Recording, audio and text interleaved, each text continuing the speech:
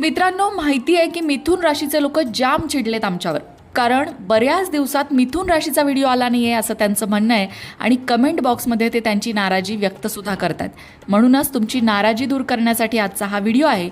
April महिन्यात मिथुन राशीबरोबर काय काय घडणार आहे, कोणते महत्त्वाचे बदल तुमच्या आयुष्यात घडणार आहेत, या सगळ्याचा आढावा आजच्या या व्हिडिओतनं आपण घेणार आहोत.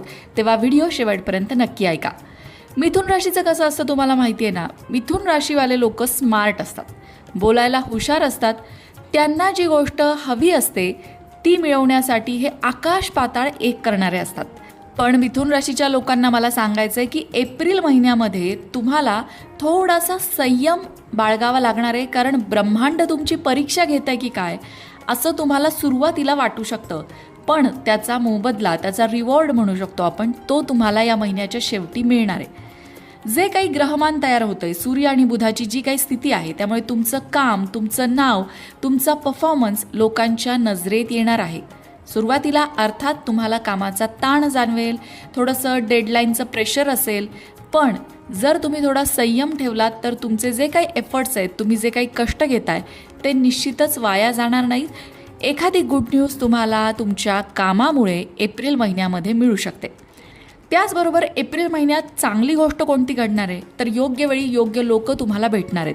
कधी कधी असं होतं ना की आपलं काम एखाद्या ठिकाणी अचानक अडतंय आणि तिथे आपल्याला कुणाच्या तरी मार्गदर्शनाची गरज असते, किंवा अशा एखाद्या परिस्थितीमध्ये आपण अडकतो की त्यातून आपल्याला कुणीतरी बाहेर काढण्यासाठी एखादा योग्य सल्ला देण्याची गरज असते.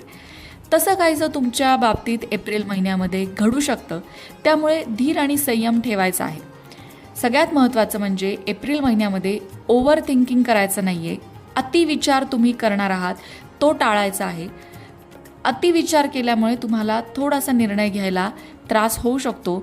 म्हणूनच अतिविचार करू नका आणि कुठल्याही घटनेवर लगेच रिॲक्शन देऊ नका. मिथुन राशीची लोकं पटकन रिॲक्ट होतात, बऱ्याचदा असं बघायला मिळतं आणि ते थोडंसं तुम्हाला या महिन्यात कंट्रोल करायचं आहे. आता बोलूया तुमच्या करिअरबद्दल. काम जास्त असेल अर्थात. एप्रिल महिन्यामध्ये तुमच्यावर कामाचा थोडासा तणाव असेल, प्रेशर असेल क्लायंटकडून, बॉसकडून. पण तुम्ही जर तुमची मेहनत पूर्ण लावली तर ती वाया जाणार नाही. तुम्हाला रिकग्निशन मिळेल, प्रमोशन, न्यू ऑपॉर्च्युनिटी, या गोष्टी तुम्हाला एप्रिल महिन्यामध्ये अनुभवायला येऊ शकतात. खास करून 15 एप्रिलनंतर तसं ग्रहमान अनुकूल आहे.